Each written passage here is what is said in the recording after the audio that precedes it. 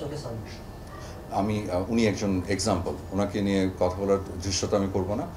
আমি শুধু এতটুকু বলতে পারি যে উনি হচ্ছেন অনেক অনেক মানুষের অনেক তরুণ তরুণীদের আইডল, এবং যিনি এখনও সবার হৃদয়ে বেঁচে আছেন, এবং এটার সংখ্যাটা খুব কম। উনি একজন লিজেন্ড, এবং কি বলবো, যে অনেক অনেক হৃদয়ের অনেক মানুষের স্বপ্ন উনি। সো এতটুকুই বলবো। হ্যাঁ, ওটার বিষয়টা ওটা হচ্ছে যে ওটার স্টোরিটা, এটা নিয়ে অনেক ধরনের একটা কি বলবো, যে আমরা কখনো কোথাও কিন্তু আসলে বলা হয়নি। এটা ছিল একটা কমপ্লিটলি কি বলবো, মানে আংশিক কাল্পনিক একটা স্টোরি, কিন্তু অনেক কিছু ইয়ে করা, তো ওটা একদম এক্স্যাক্টলি অ্যাকুরেটলি বলতে পারবো না যে ওনাকে নিয়ে বানানো।